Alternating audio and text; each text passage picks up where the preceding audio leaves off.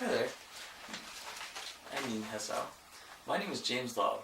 I'm 24 years old and I live in Canada. I have a bachelor's degree in physical and health education with a minor in biology and a separate bachelor's degree in education. I enjoy meeting new people, I'm an avid reader, and I love maintaining an active lifestyle through outdoor activities such as rock climbing or hiking. It's been my pleasure to have been educating children since the age of 17. I've had a wide variety of teaching experiences, most notably as a physical and health education teacher, along with a science teacher during my teaching placement. I have been a part of an after-schools program for a volunteer program called the Boys and Girls Club, where I helped kids in programs such as culinary club, arts and crafts, and athletics. I've also volunteered as a hockey coach for the Special Olympics, which provides activities for the mentally disabled. Finally, I've also acted as a camp counselor for a number of summers at a local sports camp. So why do I want to teach in South Korea, you're asking? Well, I believe that your country is an excellent place to continue my teaching career.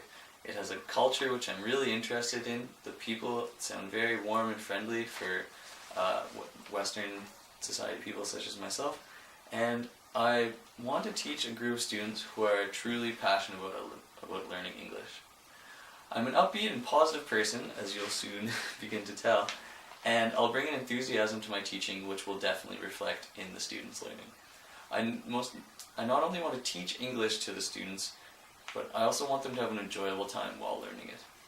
The lesson which I've designed for this video today is directed at teaching the vocabulary to a younger group of children who are learning the names of animals, and it is directed at a visual and auditory modality in an educational sense. Anyways, without further ado, I hope you enjoy it. So, good morning class, how are you today? You're good. Awesome. Did you have a good night last night? Yeah, the weather was unbelievable. I went for a nice long walk. Do you guys happen to remember what we were doing yesterday? Okay, that's good. And we were talking about animals, as you just replied. But what type of animals were we talking about? Can I get any examples? Johnny? Yeah, we were talking about bears, and what do they look like? Yes, they're big, brown, and fuzzy. And Joanne, what is the specific type of animal which is associated with Canada? What type of animal is found very commonly in Canada? The beaver, you got it. What type of tail does a beaver have? Yes, it does have a big black tail. Okay, good. I'm glad you guys remember because it's going to be very important to remember these names for the game we're playing today, which is Animal Bingo. So, I'm going to give you each a sheet with 2 squares on it. For the first game, we're going to use this square. For the second game, we're going to use this square. I'm going to be calling out the names of animals found on these cards. When you hear the name of an animal on your card, you're going to put an X through it. If you get 3 X's in a row, then you win the game, and you get to come up to the front of the class and call out the animals to your classmates.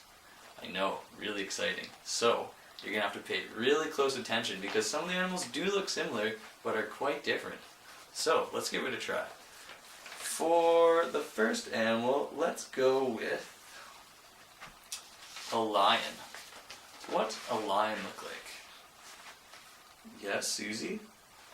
You're right, it's big, has yellow fur, and has a big mane. So if you have that on your card, please put an X through it.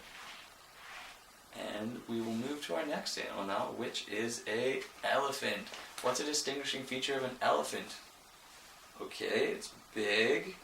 What color is it? Yes, you are very right, Tommy, it's gray. So if you have a big gray elephant on your sheet, please put an X through it. Next we have a monkey. What sound does a monkey make? Jill. Yes, that was a very enthusiastic monkey noise. Thank you for doing that for me. Does anyone have bingo? No? Okay, we'll keep going. If you get a bingo, I want you to yell, "Jungle Animal Bingo!" really loudly so I know that you've won. We have the impala. Any impalas out there? What do they look like? Yes, Tommy again. Oh, I think we've got an animal bingo. I'm going to come over there and check to make sure you're right, but I'm pretty excited because if you won, you'll be the first student to come up here to tell the class about the next animals. Just come over there and check. And we have a winner. That is awesome. So, now that we have a winner, Tommy's going to come to the front of class and do Animal Jungle Bingo for the rest of you, and I will watch, and maybe I'll even play. I hope you enjoyed this little segment of my teaching. This would just be one part of the class, and there's a number of different ways which you could change the structure of just this simple game to both reflect that the students understand what the animals look like, as well as the spelling of each animal. So conversely, you could also have a bingo sheet which looks like this, and you can show the flashcard of the animals at the front of the class. So it would switch the way in which they're learning, but they're still focusing on the same animals throughout the class, which would help to further ingrain that sort of memory into their brains. Yeah, so I hope you enjoyed this video. I'm really looking forward to come teach for you, and I hope to hear from you soon. Thank you.